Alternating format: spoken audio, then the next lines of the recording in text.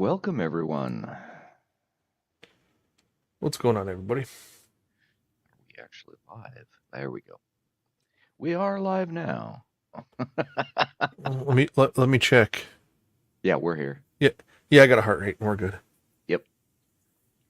All right. Um, I don't know how many participants we'll get. This is more of a planning session than anything else. right. Um,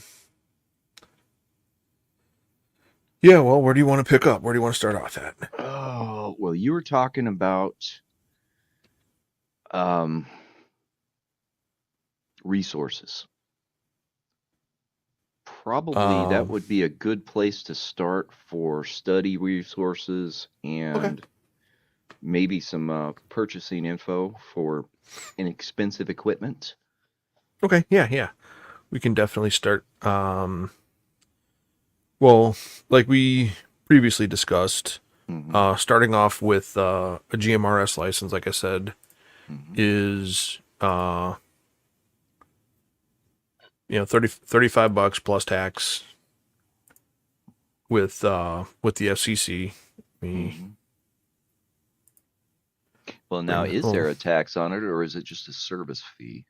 I think it's a service fee. Yeah, so it's probably a set amount. I haven't looked into seeing the cost on that one yet because I'm kind of I skipping it. I've I've done mine here. I'll bring it up. Perfect. FCC, Federal Communications Commission. Just what you have to do is come in here, type in GMRS, General Mobile Radio Service, Hmm. and you can put in GMRS license. And it's been a while since I've done this. I don't really use mine much. It's kind of a I have the license. It's good for 10 years. Hmm. I don't really use it or need it. It's kind of that contingency backup if I need to give family and stuff a radio to stay in communication. Hmm. But it's pretty self-explanatory. You come in, you when you apply for your when you apply for it first, you're gonna get an FRN, federal registration number, which is going to be tied to you. When you do that, you have to get that, confirm that. Once you confirm your FRN number, that number is going to be helpful when you go for your ham license as well. Hmm. So you put in uh, all the stuff to get your GMRS license, get your FRN number, pay the $35, and I think there's just a basic sales tax on top of that. Right. It's like 6-7% or whatever they charge. It's not much. Put in a debit card or credit card information, and Hmm. usually give the FCC about 3 to 5 business days to actually put it through. You'll get an email telling you to log into the FCC. Hmm. You'll log in, and they'll actually give you a prompt to go in, and you'll go in and you'll look at your license. It'll have your name, your address, your date of birth, your date of your license grant by the FCC, Hmm. what license style you've been granted. If you have multiples, if you have your GMRS and then you go get your ham, that's going to be registered as well. You can see all that on your personal FCC ID. Hmm. So that's what your FRN is. It's like a social security number, but for the FCC. Right. So go here, just follow the prompts, licensing and database. You can come in. Can't remember. It's been, like I said, it's been a long time since I've done this. I'd have to hunt through it and figure it all out. And I don't want to give out my personal stuff with my license numbers that track No. me. No. So yeah, this is where you go. It's not that challenging to do. It's pretty Hmm. simple to do that. So when you get your GMRS license, okay, everyone says, "All right, I got my license. I got a call sign." You're gonna be issued a call sign like your favorite radio station or your local radio stations. You will be federally licensed. Hmm. Print it out, keep a copy of it, laminate a little, put it on a little card or something if you can get it done. Keep it in your wallet. That way, you have a copy of your license on you. You can Hmm. also look at a couple of different things as far as this is where it gets fun and interesting. With the GMRS license, this is Redivis. This is a more cost effective radio site where you can pick up a repeater Hmm. and a couple of handheld radios. Right. You can get antennas. You can piece this together however you so choose. Yeah. Depending on Um, how far you want to go with it. Right, right. And what I did myself, I mean, you can do multiple repeaters. You can do a couple of different things. I have a ham version. I also have a GMRS version, and you can pick up one of these units, and then their antennas are okay. They have better handheld antennas, which will get you a little bit better range. The fact that you can use the factory antennas with handhelds, they're Mm-hmm. okay, You're but just they're not going to not get the distance. correct. Correct. Mm-hmm. Case in point, we'll share just to give you a reference. These are GMRS licensed radios. So you get two radios for $40. Mm-hmm. These two radios will efficiently talk to each other back and forth 3 to 5 miles in distance. Mm-hmm. Now, if you go and you get a repeater, you pick up a repeater, something like this. That's not the DMR. There's digital mobile radio. Mm-hmm. But if you pick up a repeater system, you can actually double. You can be 3 mile. Most of you can be 3 to 5 miles away from the repeater, so you can go 6 to 10 miles Right. in You distance. effectively double Double your your range. distance. Right. So that's definitely something I would say that's worthwhile to get. Mm-hmm. I have my own ham one. I have my own GMRS one. Just because if something where I live remotely close, happens, weather emergencies, things like that, you have the availability to have communication with a larger group of people. Mm-hmm. But if you look at this, big, Prime Deal days, you can get 4 radios. You can buy a bundle. You can get radios and a repeater. But the one thing I would recommend is getting a nicer repeater. So, or not a nicer repeater, but a nicer antenna and a For the repeater. for the repeater. Right. And this is, I know we briefly brushed on this before. Mm-hmm. N9TAX. This is a website. This is a GMRS repeater. I have this antenna. I have a couple of Mm-hmm. these antennas actually. And what I've done, like we spoke about before, that Anytone radio, I pair this antenna with one of those Anytone radios that we mentioned last time. Mm-hmm. And then I have one of these antennas with a repeater. You can put this in a little day pack or a small backpack with a couple of handheld radios. So you can have this.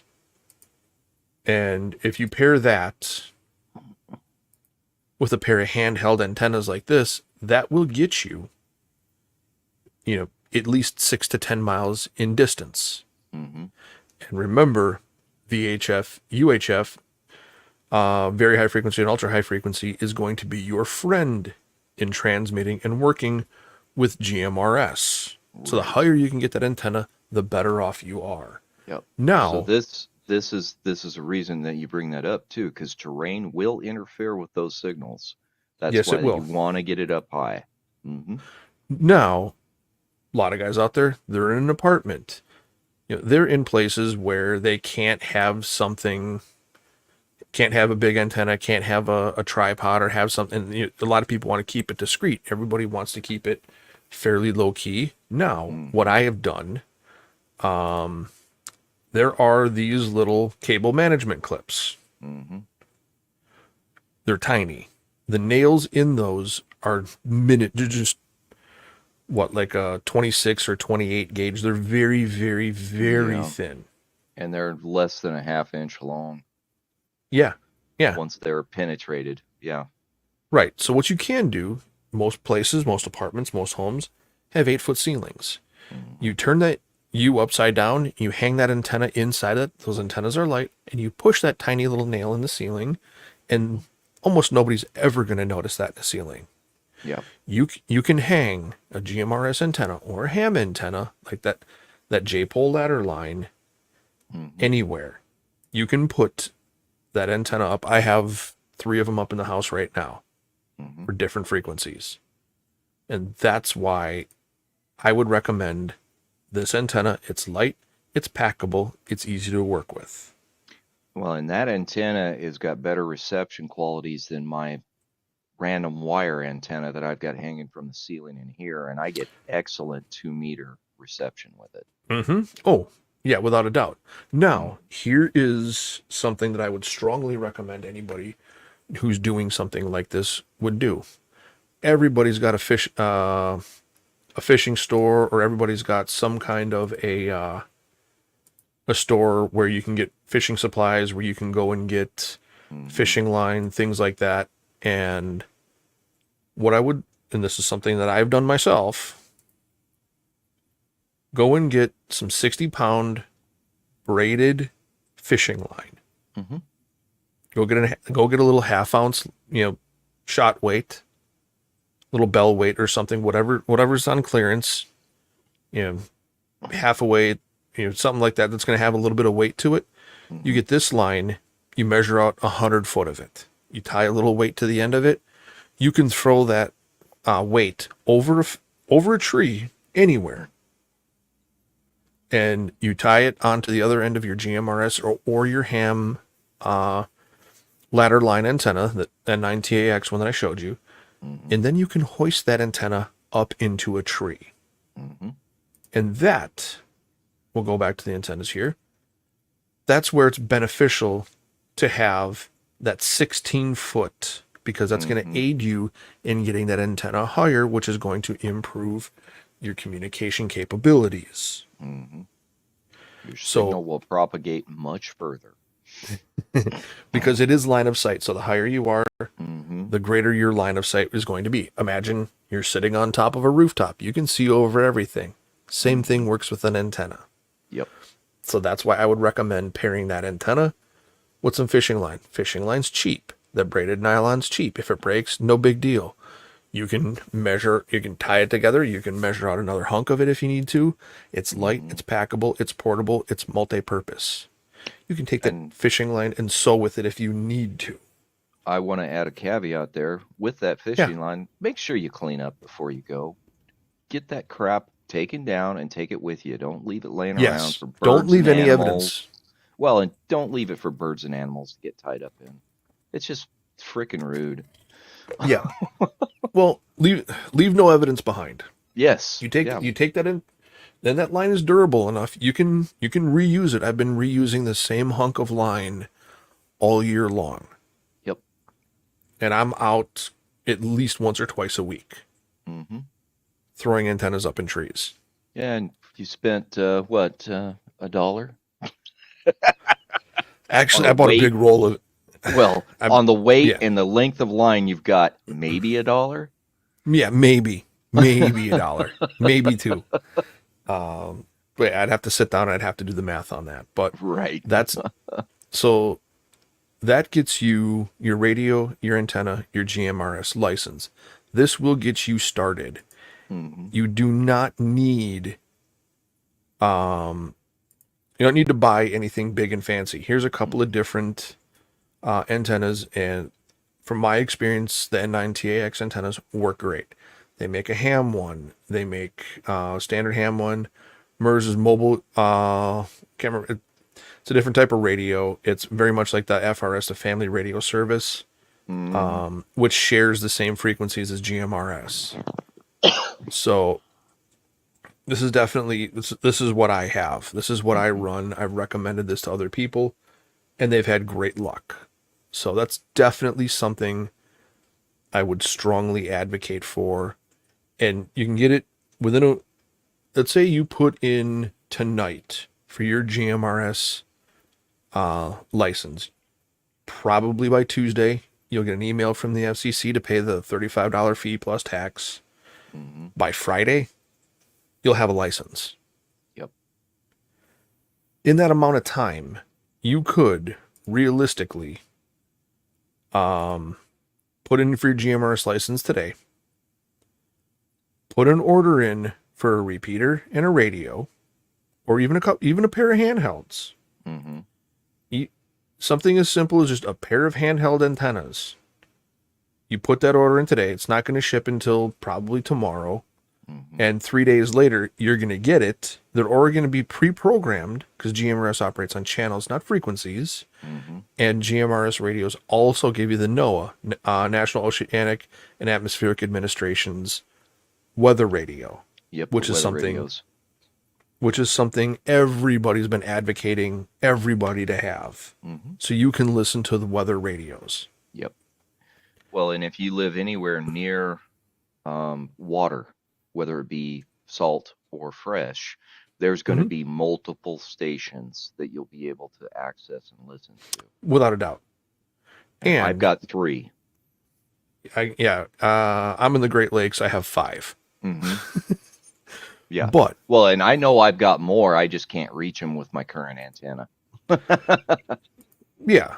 So with that being said, you can realistically take um, this little fitting right here. Mm-hmm. They make different fittings for different connections, and you can actually connect that N9TAX antenna. You can connect either the GMRS. You can connect this antenna to those 2 little handhelds and hoist the antenna up in a tree, and Mm-hmm. that's going to work 10 times better than the little rubber ducky horrible antenna the factory puts in the box.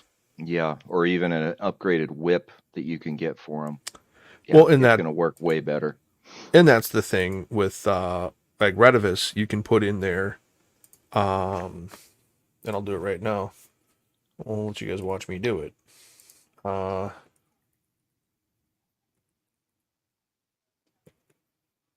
Handheld antennas. So we'll pull that up and we'll search.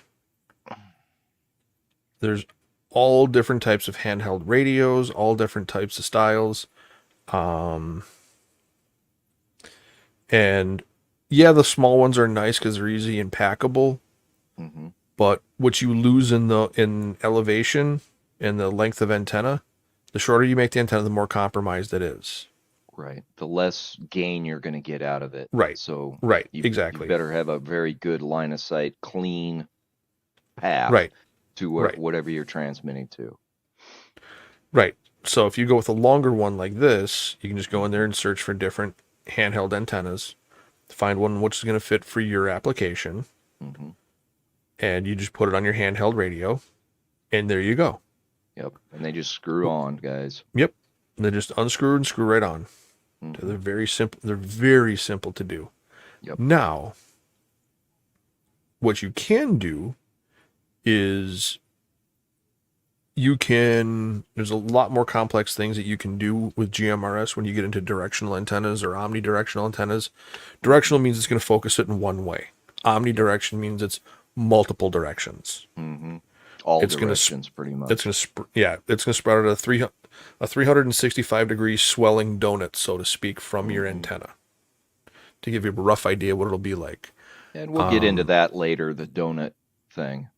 Yeah, that's a lot more complex, but we're Mm-hmm. just gonna start with the basic foundations. Now, you have your GMRS. There is an organization called mygmrs.com where you can go and you can register and you can log in at mygmrs.com and you can create a login account there. It's free and it will show you repeaters in your local area. GMRS has, I believe it's 8 repeater channels that you can use and sign up with your local organization. You'll see those towers up every now and then. Some of those towers are GMRS. Some there's a fee to join, others there are not. Mm-hmm. Or like I said previously, you can buy your own repeater, program your radios to work with your repeater, and you can take it anywhere you want to go. And their repeater operates off a 12-volt source. Mm-hmm. Like we showed you the Dakota lithium batteries previously.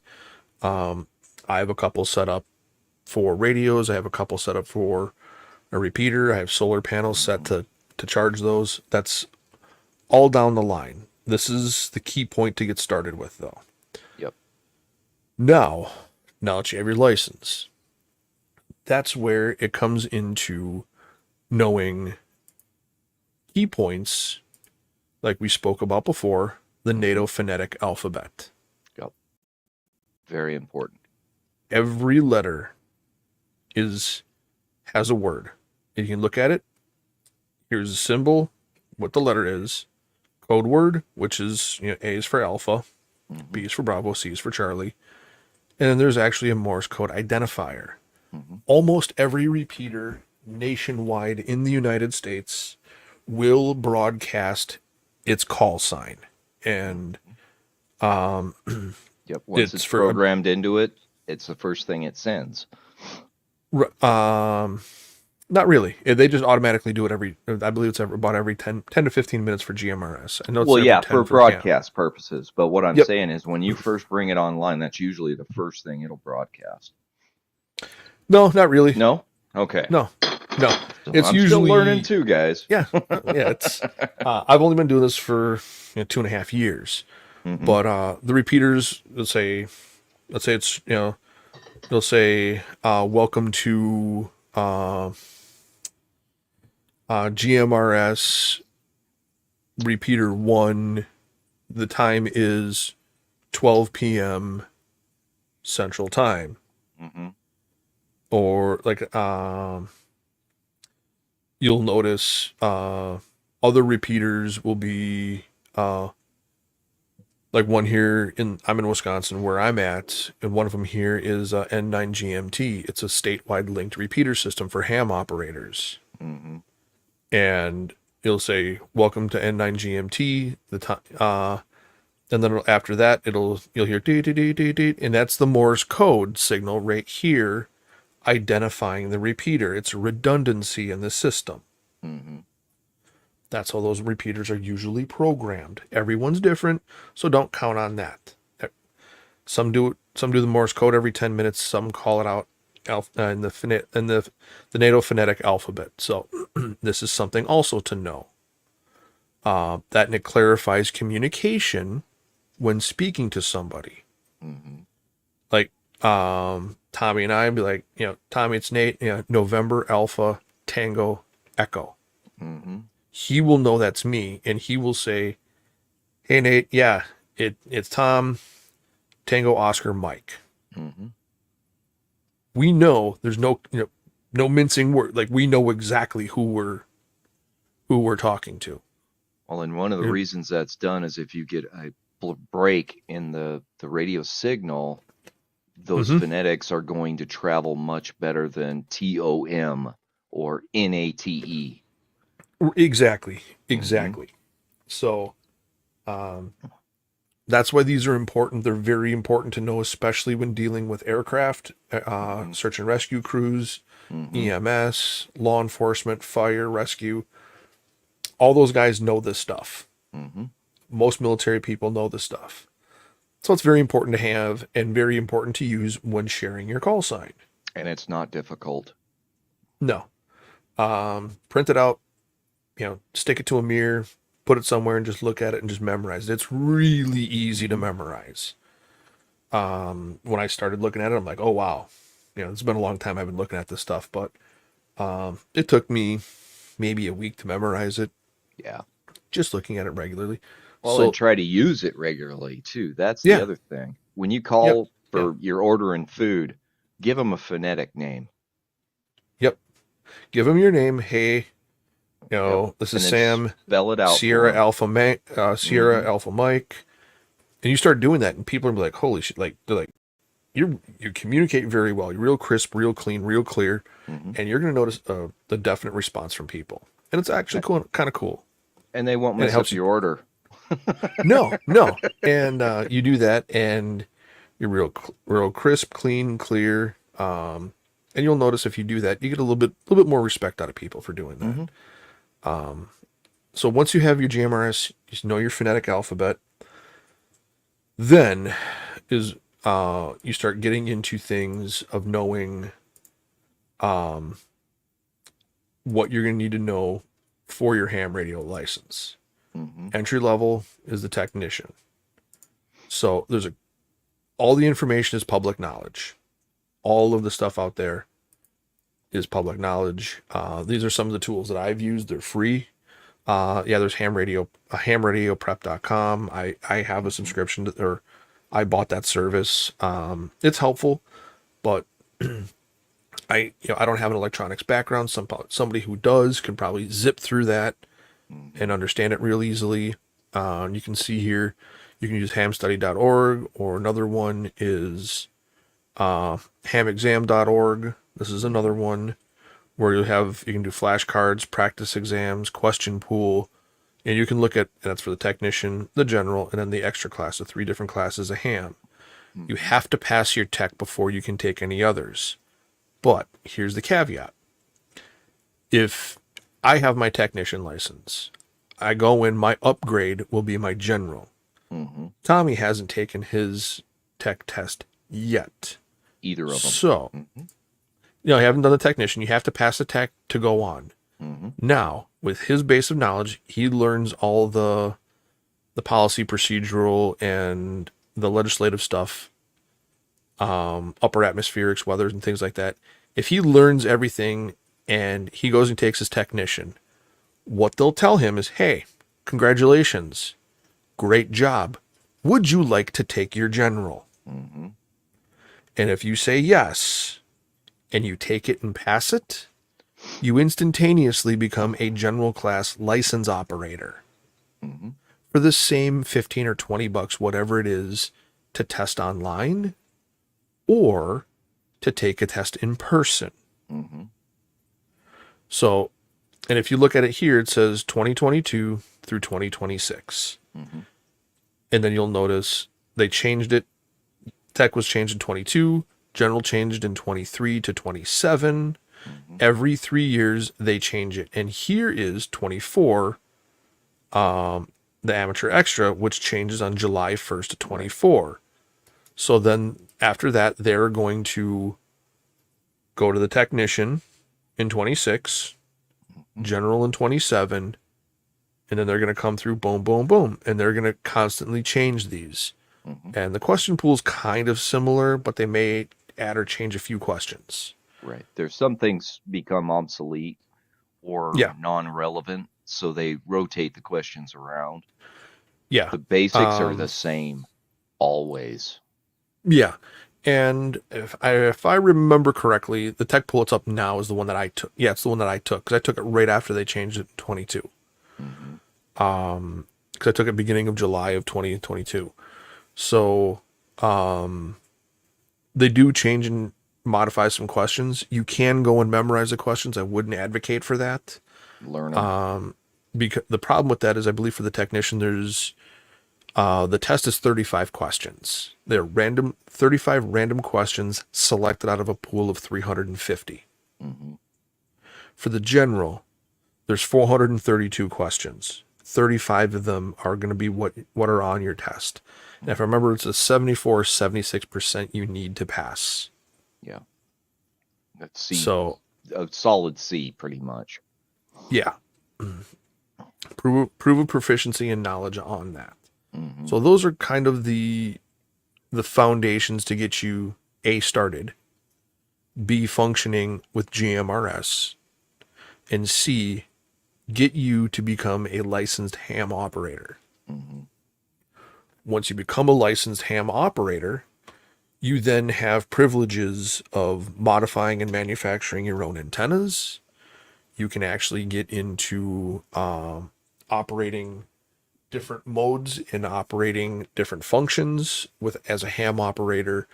You can use more power. GMRS, you're limited to 50 watts. Mm-hmm. Ham depends on the band, but you can run up to 1500 watts, Depending on the band and your depending. level of Well, no, license. just Yes. depending on the land, just depending on the band. That too. So, and that's kind of the one restriction on the ham is pretty much the band you're operating on. Mm-hmm. But those are some of the simple things you can do. And Now, like we Nate, showed, yeah, I wanted to make one caveat, sure. and because you said you can start modifying once you're licensed on your antennas. Well, Yes. that's not entirely true, because as long as you're listening and not transmitting, you can do whatever the heck you want to do with your antenna. Yes. True. But you However, better not be transmitting.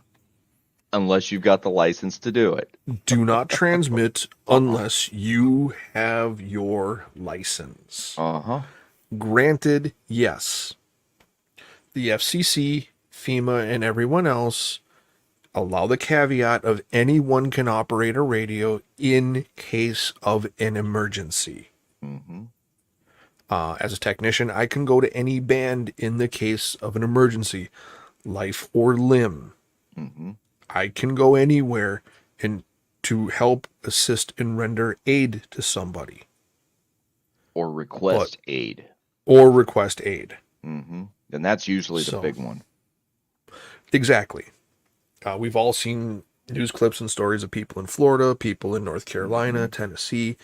We've I've lost count how many times I've seen news people talk about, well, I lost my cell coverage. We don't have internet. We couldn't get word out. Yeah. You can do it with When ham. when everything else fails, ham radio shines. It Mm-hmm. succeeds. When all else fails, there is ham radio. Yep. No matter what. Mm-hmm. Radios work as long as you have the ability to power it and charge it. Mm-hmm. And there's somebody Those, on the other side to receive it. yeah. And almost all radios have a scanning function where you can listen. It'll skip through and it'll stop where there's a channel, and you can just stop it right there, and say help, help, help. This is give your name. Mm-hmm. I need assistance. This is my location. Is there anybody that can help me or get word to emergency services for me? Mm-hmm. And generally speaking, most radio operators, especially hams, usually have a piece of paper and a pencil handy. Mm-hmm. Yeah, because you record So, everything that you make contact with. yeah, I I keep all of my little man pack radio bags. When I say man pack, I mean man portable, backpack portable, Mm-hmm. something you can put in a day pack or a shoulder sling bag or something you can operate. I keep a little notepad and a pencil and a pen inside the bag. So no matter who I talk to, frequency, date, time, frequency, their call sign. Mm-hmm. Usually, I'll bring up. We'll talk about whatever I'll put a brief note of what we talked about. Let me bring up signal reports. Mm-hmm. Yeah, whether it's just if you're doing a contest or whatever the situation may be. Well, yeah. Mm-hmm. Practical signal reports. Here it is. Mm-hmm. So this is, when they talk about an S meter, Mm-hmm. this is where you are. So, and what you want to focus on is readability, the understandability of a signal. Mm-hmm. Barely readable, occasional words. It's distinguishable. You can hear someone. Mm-hmm. Readability was some considerable difficulty. And then readable practically with no difficulty. Okay, so if you look at that, your signal strength, like we're talking right now, crisp, clean audio, you're able to understand words. So that would be, I would say, a 7, 8, or a 9, which is Mm-hmm. what we get in modern communication, be a 7, 8, or a 9. And that's subjective. That's up to the listener. Yes. So you would be readability. What we're doing now is a 5 by 8, 5 by 9. If Mm-hmm. someone's a 5 by 5, you hear that regularly. 5, perfectly readable, fairly good signal. That's a 5 Mm-hmm. by 5. Now, So now you know what Pop says when he says it on the yeah, supporter guys, channel. guys, give me a 5 by 5. Uh-huh. Readable with practically no difficulty. Mm-hmm. Fairly good signal. Okay. Now, if you really want to be like me and mess with Pop a little bit, I give him a 5.9 every time. And sometimes I say the picture quality is not quite the greatest, but that's just me busting Pop's chops. Just because I've been doing it for a long time. And he just kind of, glances over that. But yeah, here's readability and signal strength. Tone, this is where it comes into CW, is constant wave, also known as Morse code. Mm-hmm. So this is something to worry about later if and when you get into that. Right. So those are some of the key components to look at, to focus on, and to be aware of. Let me pull up a band. Oh, one of the Let's band see. plans. Yeah, pull up band plan so people have an idea of what we're talking about here. Mm-hmm. Um, Well, we can point out where the GMRS is operating, yeah, well, what yeah, frequency it's operating in, and then talk about the channels and bands and all that. yeah. Yeah. Actually, I'll pull up GMR's frequencies as well. Mm-hmm. Because they are different than your ham bands and Yes, frequencies. yes, yes. And it's a good Uh, reason. It's a good thing to point out that no, you're not going to get the same performance. no, you won't. Case in point, I'll bring up GMRS first here. Mm-hmm. Uh, when we said GMRS is line of sight, very much like VHF, UHF, Mm-hmm. and this is for GMRS FRS, Family Radio Service. So you have, these are going to be your family radio, your little bubble pack walkie-talkie radios. You can hear them and talk to them on GMRS. These are limited to 5 watts or half a watt. So this one's channel 8 here for GMRS is half a watt. That's what it's programmed for. But if you look at it, max permitted power for FRS, Family Radio Service, 2 watts, 2 watts, 2 watts, 2 watts, Mm-hmm. half a watt. But if you look at this, 462.635, and here's another thing, print these off. Keep these handy. Keep a copy of these available. So you know your GMRS channel, you know what frequency it is, you know what the Mm-hmm. power limit is for it. See, you have your max power for GMRS, 5 watts. Mm-hmm. I'm in Wisconsin, on the shore of Lake Michigan. I used 10 watts about 2 weeks ago, and I talked to a dude in St. Petersburg, Russia, Mm-hmm. On the ham channels. on a ham frequency. On a ham frequency. Yep. Yep. This is line of sight radio. And then you come down here and you look at it. GMRS, repeater, 15 repeater 15. Here's your frequency. All this is prohibited for FRS. They cannot use the repeaters. Mm-hmm. And these are your repeater channels. Here's your frequency for them. And you'd have to look at which frequency is used in your local area and your local repeaters through mygmrs.com. Mm-hmm. There's a lot of helpful people on YouTube that go over on how to handle all that stuff. I just want to cover kind of some of the basics on this. Mm-hmm. So, Where to look. Exactly where to look. Mm-hmm. Now, here's something different. Now, if you look at, remember the GMRS was 462 to 467, right? Mm-hmm. Now, if you look at ham, 70 centimeters, 420 to 450. Mm-hmm. So GMRS is just slightly above that. Yep. It butts almost, there's a little gap here, but it pretty much butts right, pretty close to it. Mm-hmm. Now, 2 meters, which is another line of sight ham with repeaters. Here it is, which is 144 to 148 megahertz.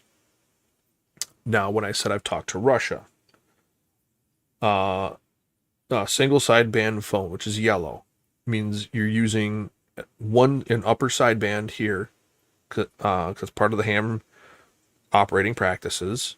Mm-hmm. I've used an upper sideband in 10 watts, which is very efficient power-wise. I work in this area primarily, and I've been able to, like I said, talk to people, Central and South America. I've been able to hit southern Chile. I've been able to hit Russia, Ukraine, Belarus with 10 watts or less of power. Right. Because it's a very efficient band. And 10 Uh, meters is probably the most prolific worldwide, I would say, wouldn't you? Other than um, when you get into the exotic stuff.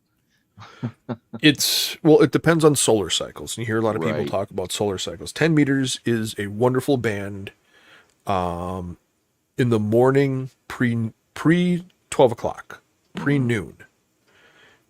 If you're in the United States, you have a very good chance of hitting Europe if the propagation is good.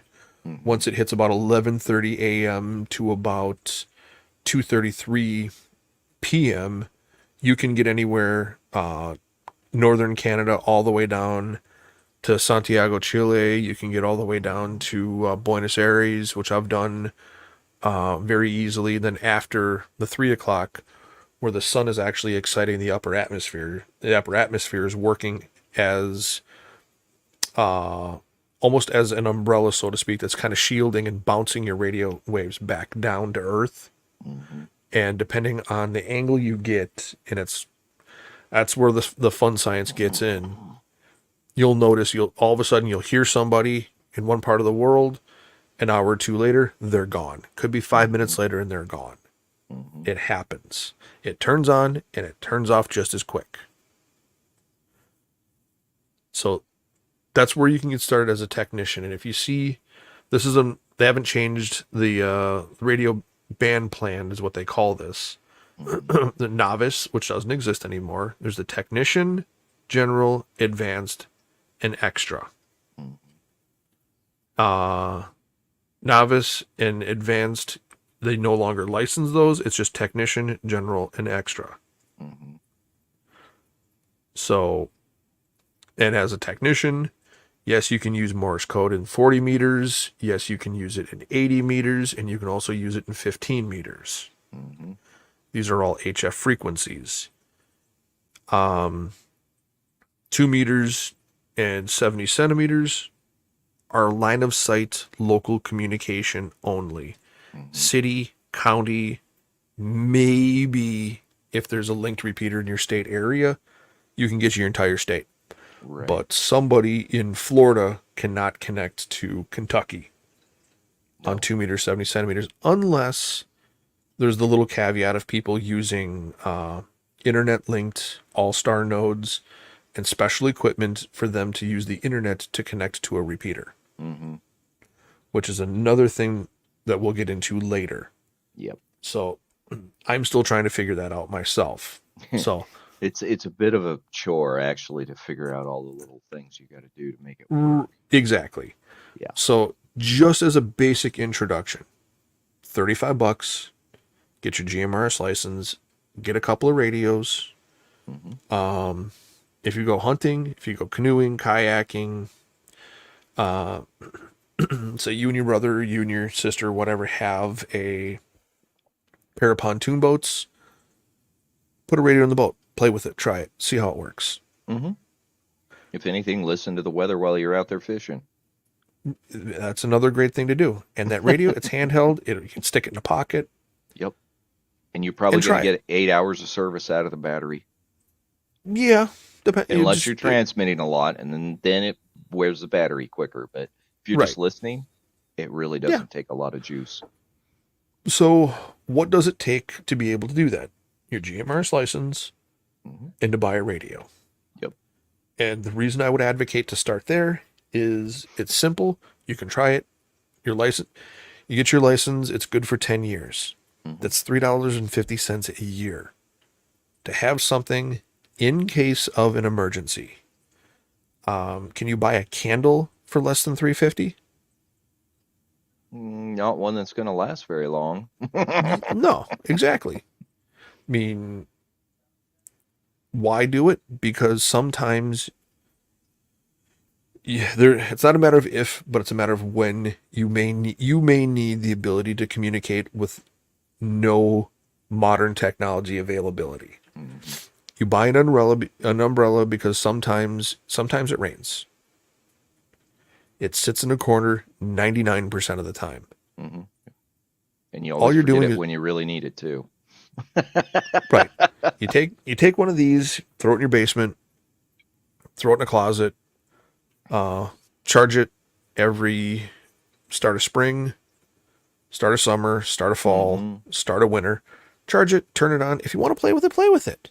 Get your license, play with it. Talk to people, make a network, learn to meet local guys in your area. They'll be glad to help show you what they have. They'll be happy to help teach you more, let you borrow equipment, let you see other things, and help you advance. Mm-hmm. And there's some really great people out there. A lot of very old school people, very salt of the earth type people. Mm-hmm. And a lot of guys that have their GMRS licenses are also hams. Mm-hmm. And they'll help you study, they'll help you learn, they'll help teach you how to build battery boxes. They'll teach you and show you how to work with antennas. They'll help you with a lot of different things. And when you get into the ham area, you have guys that specialize in satellite communications, guys that specialize in low power, guys that specialize in Morse code, guys that specialize in different types of communication. There's even a stretch in the ham band where you can actually bounce a radio signal off of the moon to somebody Mm-hmm. else. And there's guys that do that. Yep. It's a competition usually. Usually is. And that's they have ham contesting and things like that to try different Mm-hmm. modes and do different things. So it's definitely something I would advocate everybody doing because I think doesn't everybody own an umbrella? Yeah. Well, we'll talk about modifying an umbrella to be an antenna in a later episode. We're just getting started on the simple stuff. Well, you get contacts from mad scientists like myself. Yeah. Yeah. Yeah, there's a lot of stuff and trust me, when I started, I I can't really explain, but I was trying to learn and there was so much information being thrown at me. The Hmm. best way I can describe it is imagine trying to drink from a fire hose. Yeah. That's what it was like. And you just can't process it fast enough. No, no, no. And oftentimes, a lot of the guys that discuss this stuff, they do a great job.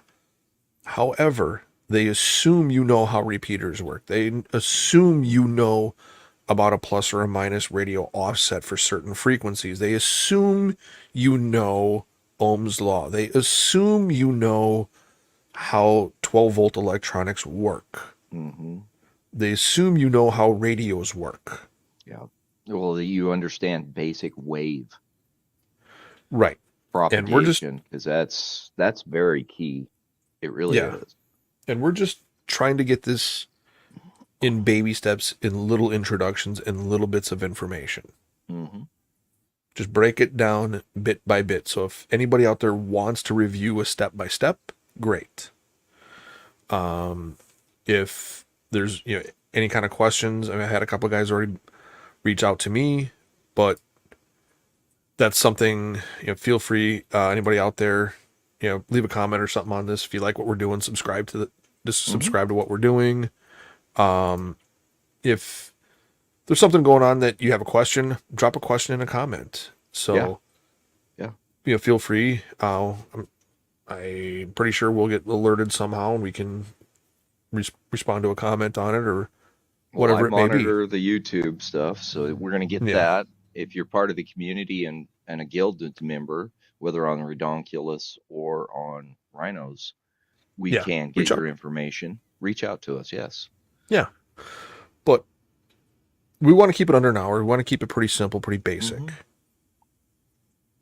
And I think this would be a good transition because I don't think it go over much, but there have been a lot of mumblings about a lot of ham guys using and doing satellite communications. You can do that with small radio, battery pack, man packable set, Hmm. and that's a great way to segue into what Starlink or what SpaceX did today with Yep. some of their satellites because there are ham satellites up there that you can use to communicate, and you can even talk to an astronaut in the ISS if you so choose.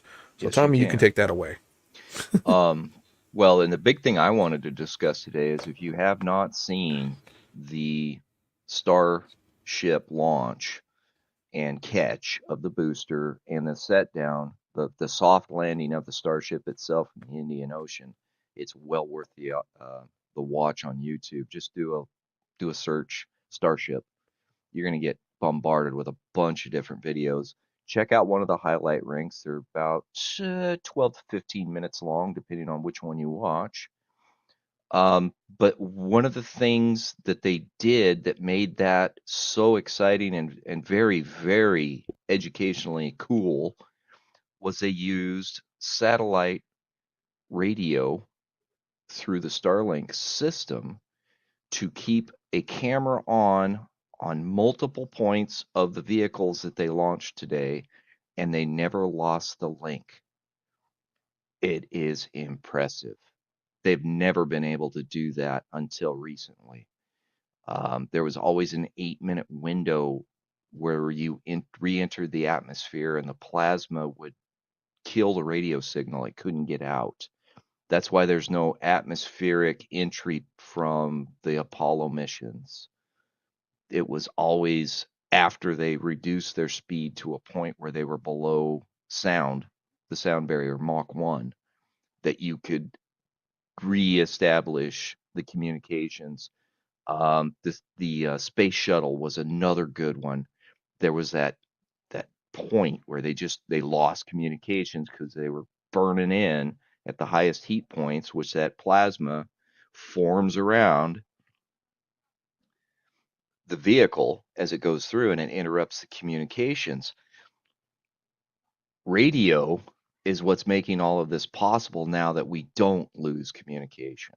And the more we learn and utilize it for the different purposes available to us, whether it just be to talk to a buddy back on the East Coast for whatever reason, or you've got to get out an emergency signal.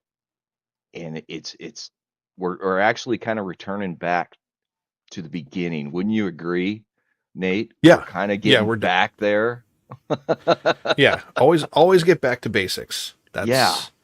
That's what it's And, all about, learning the basics. and now it's gotten to the point where we're using so many frequencies. All the Starlink stuff works in a Hmm. microwave frequency above 24 gigahertz. Most of the radio we're talking about is way, way lower on the spectrum than that. Yeah. And imagine, I'm pretty sure there may have been a ham operator in North Carolina or East Tennessee that's a satcom guy. I Oh, bet you you know any there money was. with, I'm pretty sure, and the ham community is very small. Hmm. There's what, 335 million Americans? Yeah. There's less than a million licensed ham operators. Yep. Yep. And a lot of them are very specialized. They don't look at these really cool things like satellite stuff. They just talk to each other or they Yep. do a very specific bandwidth because it works for them, their Yeah. equipment, you know. And imagine being a dude on the ground. Say you live in Florida, you got a hurricane Hmm. barreling in. You know, you're able to track and know where the ISS is. You know he's coming overhead. Hmm. You have an antenna. You have a radio. How many people do you think actually talk to an astronaut in the ISS per year? It's busy. It's crazy. I've heard them in my area.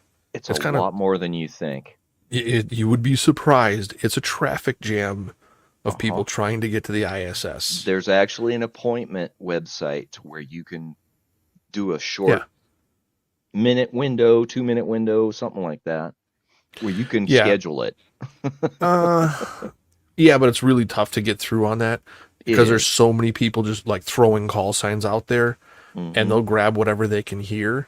But Yep. imagine you're a dude, no power, you got a battery, you got a radio, you point your antenna up at the ISS and you throw your call sign out and all of a sudden you get a response back from an astronaut. Hey, I'm down here in whatever town of Florida. We have a hurricane coming in. Hmm. You hear Roger that. There's actually, just for grins, I'm going to actually pull up the ISS call sign. Let's see, ham radio call sign for for the ISS. November Alpha 1 Sierra Sierra. That is the call sign for the International Space Station. Mm-hmm. So, yeah. And what happens is it's called a QSO card. Mm-hmm. It's a radio contact card. Oftentimes, radio operators that have a conversation with the ISS, you'll get a card in the, like a little postcard in the mail. It'll have the call sign of the ISS, and there'll be a little note written on it. Mm-hmm. The frequency, the time, and the day. You talk to the ISS. Yeah, So, it's kind of a badge of and honor yeah, it is. Yeah, how many people do you think have those? that But are yeah, verified. Not many. yeah, you get a piece of mail from NASA.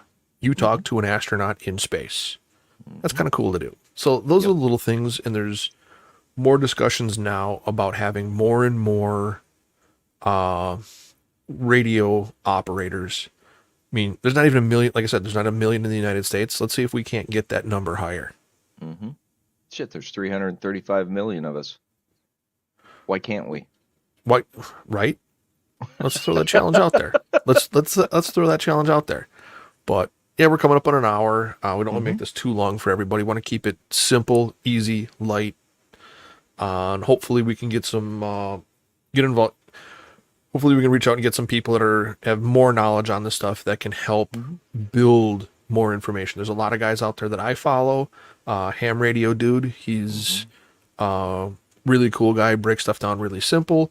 Another great functional operator is the Tech Prepper. He does a Yep. lot of great stuff with radios. And he takes camera out and he does portable stuff. He does man packable stuff. Mm-hmm. All very handy and helpful information to know how to work with. Yep. So I think that's There's kind of it for me. Yeah, and there's a couple I have more to add. There's a couple of British guys that are really fun to watch. Tech Minds is great. He does a lot of reviews and actual demonstration stuff. And then of course, there's DX Commander, who is he'll talk to you if you can catch him. And he's a one Yeah, heck of a hoot, man. He's a fun dude to talk to and listen to. yeah. And But like yeah, always, I mean, if I'd say we're about ready to wrap it up. yeah, but yeah, hope everybody enjoys what we went over. We're going to Hmm. continue to keep building bits and bits and bits and pieces to hopefully get more people within our community and Pop's community to get their Hmm. licenses and get everybody uh, into a separate community where you can become the guy that makes a difference in somebody else's life and in somebody else's world. And remember, when all else fails, that's when ham radio succeeds. Yep. Yep. And that's cool to know. Yep. And here's one other thing. We're actually discussing moving this to a Saturday show. We'll put more information out as we discuss and plan better. But yeah, this is fun. This is always fun. Yeah. Well, it's cool. We got a couple people watching, so thanks for Yep. watching and listening to us ramble. Hopefully, you guys have a great night. Enjoyed your weekend. For Pop supporters, we'll see you guys. See you in the chats over there. Yep. Yep. But we're going to sign it off for tonight. And everybody take care and good talking to you. Take care, everybody. Hmm.